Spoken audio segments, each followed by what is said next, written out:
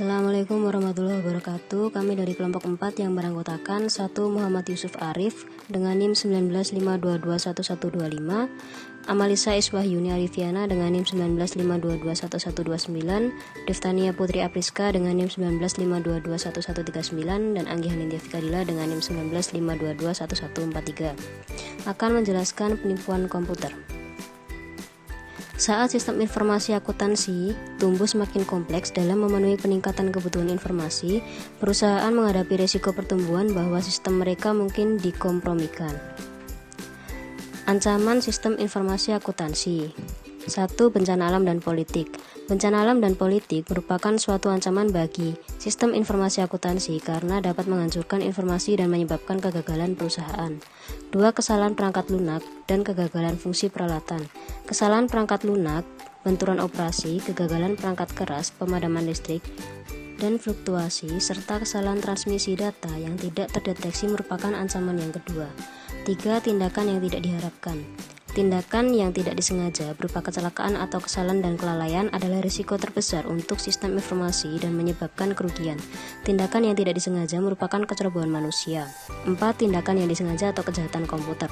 Tindakan yang disengaja seperti kejahatan komputer, penipuan atau sabotase merupakan ancaman bagi sistem informasi akuntansi karena tindakan tersebut merupakan tindakan yang disengaja dan membahayakan suatu sistem. Penipuan adalah mendapatkan keuntungan yang tidak jujur dari orang lain. Secara untuk tindakan dikatakan curang maka harus ada 1. Pernyataan, representasi atau pengungkapan yang salah. 2. Fakta material yaitu sesuatu yang menstimulasi seseorang untuk bertindak. 3. Niat untuk menipu. 4. Kepercayaan yang dijustifikasi atau dibenarkan, di mana seseorang bergantung pada misrepresentasi untuk mengambil tindakan. 5. Pencederaan atau kerugian yang diderita oleh korban. Sebagian besar pelaku penipuan adalah orang dalam yang memiliki pengetahuan dan akses, keahlian dan sumber daya yang diperlukan. Oleh karena itu, karyawan memahami dan sistem perusahaan dan kelemahannya. Mereka lebih baik melakukan dan menyembunyikan penipuannya. Pengendalian yang digunakan untuk melindungi aset perusahaan membuatnya lebih sulit untuk orang luar mencuri dari perusahaan. Ada beberapa jenis penipuan yang berbeda, yaitu 1. Korupsi atau corruption. Perilaku tidak jujur oleh mereka yang memiliki kekuasaan dan seringkali melibatkan tindakan yang tidak terlegitimasi, tidak bermoral atau tidak kompatibel dengan standar etis. 2. Penipuan investasi atau investment fraud. Mispresentasi atau meninggalkan fakta-fakta untuk mempromosikan investasi yang menjanjikan laba fantastik dengan sedikit atau bahkan tidak ada resiko. Penyalahgunaan aset. Penyalahgunaan aset adalah pencurian aset perusahaan oleh karyawan.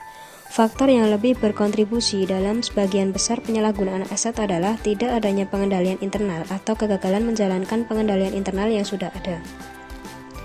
Para pelaku biasanya 1. Memperoleh kepercayaan atau keyakinan dari entitas yang ditipu.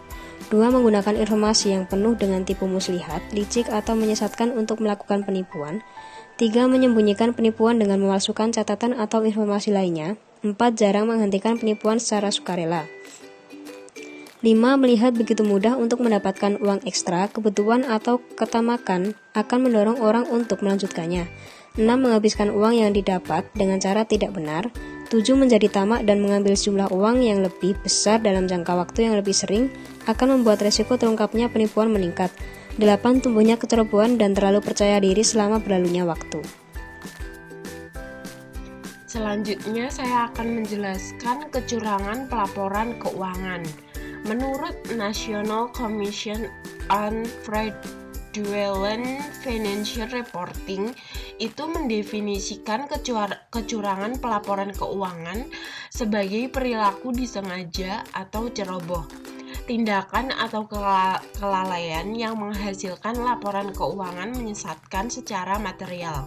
Manajemen memalsukan laporan keuangan untuk menipu investor dan kreditor, dan juga meningkatkan harga saham perusahaan, memenuhi kebutuhan arus kas, atau menyembunyikan kerugian dan permasalahan perusahaan. Selanjutnya, siapa yang melakukan penipuan? Nah, Pelaku dari penipuan komputer itu umumnya lebih muda dan memiliki pengalaman dan kemampuan di bidang komputer. Beberapa motivasi atas dasar rasa penasaran, pencarian untuk pengetahuan, dan keinginan untuk belajar bagaimana beberapa hal dapat bekerja, dan tantangan mengalahkan sistem. Dari beberapa itu melihat tindakannya itu sebagai permainan dan bukan perilaku yang tidak jujur.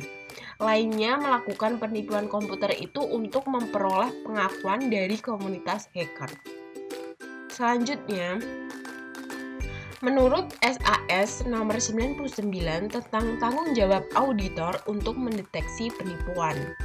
Nah, SAS nomor 99 yang efektif pada Desember 2022 itu mensyaratkan auditor untuk yang pertama memahami penipuan.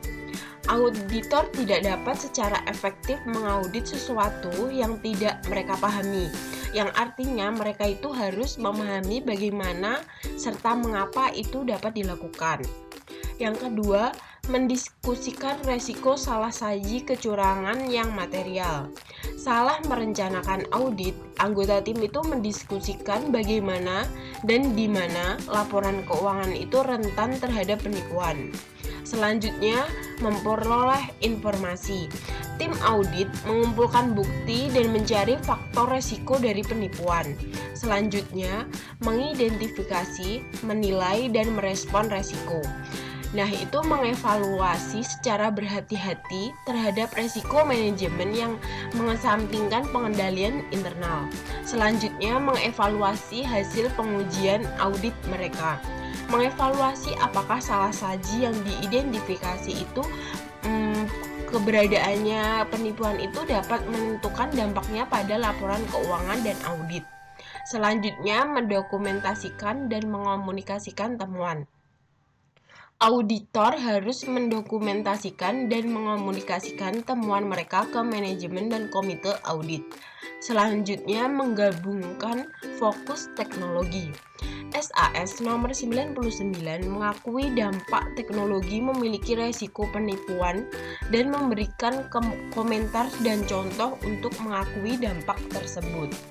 Selanjutnya, segitiga penipuan. Untuk sebagai besar pelaku penipuan, semua kebutuhan pelaku itu adalah kesempatan dan cara pandang kriminal yang memungkinkan mereka itu melakukan penipuan. Untuk sebagian besar pelaku penipuan itu, mereka mempunyai 3 kondisi ketika penipuan itu terjadi, yang lebih dikenal dengan istilah segitiga penipuan, yaitu tekanan, kesempatan, dan rasionalisasi. Untuk tekanan atau pressure adalah dorongan untuk memotivasi seseorang untuk melakukan penipuan. Yang kedua, kesempatan. Kesempatan itu adalah suatu kondisi atau situasi termasuk kemampuan personal seseorang. Selanjutnya ada rasionalisasi. Itu adalah alasan yang digunakan para pelaku penipuan itu untuk melakukan atau membenarkan perilaku ilegal mereka. Selanjutnya akan dijelaskan Selanjutnya yaitu penipuan komputer. Penipuan komputer atau computer fraud adalah setiap penipuan yang mensyaratkan teknologi komputer untuk melakukan penipuan. Contohnya meliputi 1. Pencurian, penggunaan akses, modifikasi, penyalinan atau penghancuran yang tidak sah pada perangkat lunak, perangkat keras atau data. Kedua, mencuri aset yang ditutupi dengan mengganti catatan komputer. Ketiga, memperoleh informasi atau properti tidak berwujud secara ilegal dengan menggunakan komputer. Selanjutnya yaitu meningkatnya penipuan komputer. Sejumlah insiden, nilai dolar mengalami penurunan, serta kecanggihan pelaku dan skema yang digunakan untuk melakukan penipuan komputer meningkat dengan cepat karena beberapa alasan berikut ini. 1. Tidak semua orang sependapat dengan apa yang termasuk dengan penipuan komputer. Banyak orang yang tidak percaya bahwa menyalin perangkat lunak termasuk penipuan komputer. Yang kedua, banyak contoh penipuan komputer tidak terdeteksi. Yang ketiga, persentase penipuan yang tinggi tidak dilaporkan.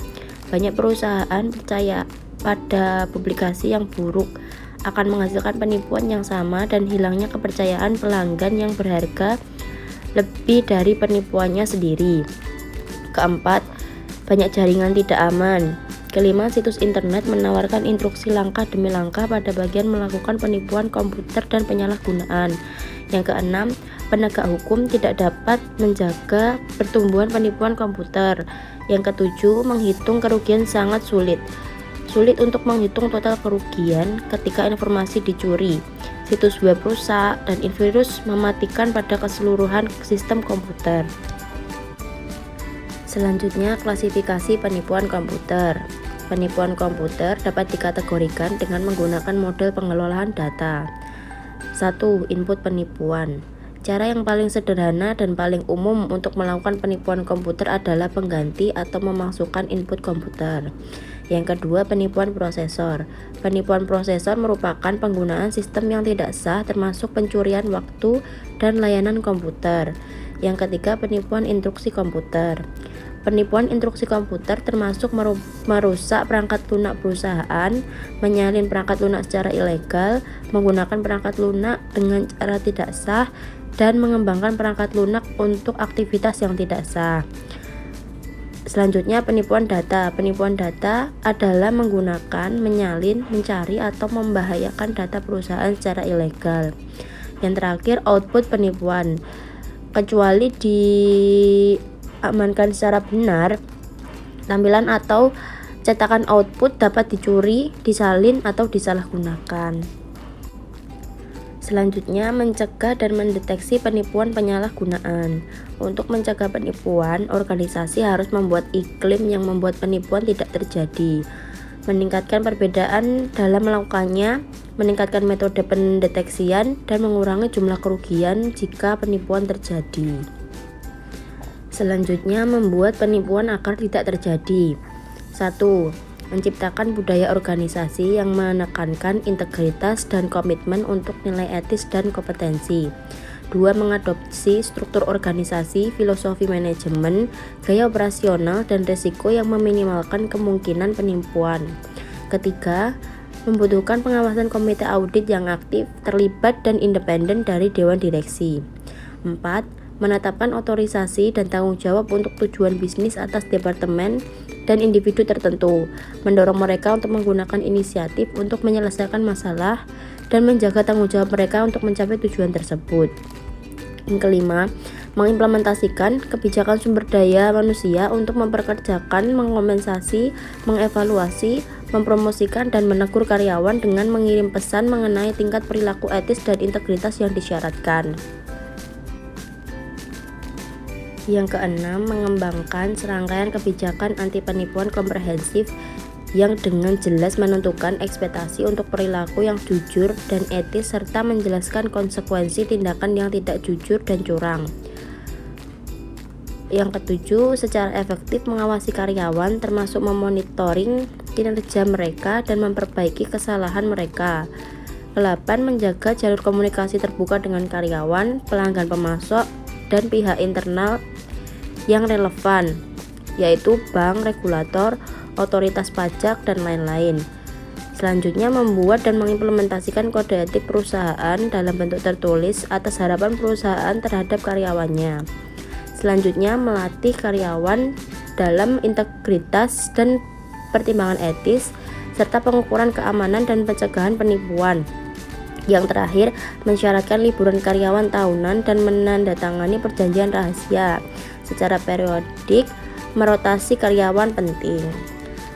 Bab selanjutnya akan disampaikan oleh rekan saya, Muhammad Yusuf. Baik, saya akan melanjutkan dari teman saya yaitu Mbak Amalisa. Meningkatkan kesulitan dalam melakukan penipuan. Ada 12 hal, yaitu yang pertama, mengembangkan dan mengimplementasikan sistem pengendalian internal yang kuat. 2. Memisahkan fungsi akuntansi atas otoritas pencatatan dan penyimpanan. Ketiga, mengimplementasikan pemisahan tugas yang jelas antara fungsi dan sistem. Yang keempat, menjaga akses fisik dan jauh untuk sumber daya sistem terhadap personal yang berwenang. Yang kelima, meminta transaksi dan aktivitas agar diorientasi dengan personel supervisor yang sesuai, memiliki sistem yang mengautentikasi orang dan hak mereka untuk melakukan transaksi sebelum mengizinkan transaksi terjadi. Yang keenam, menggunakan dokumen dan catatan yang dirancang dengan benar untuk menangkap dan memproses transaksi. Ketujuh, menyimpan semua aset, catatan, dan data. Kedelapan, mensyaratkan pengecekan independen pada kinerja seperti rekonsiliasi dua perangkat catatan yang independen. Yang kesembilan, mengimplementasikan pengendalian berbasis komputer atas input data, pemrosesan komputer, penyimpanan data, transmisi data, dan output informasi. 10.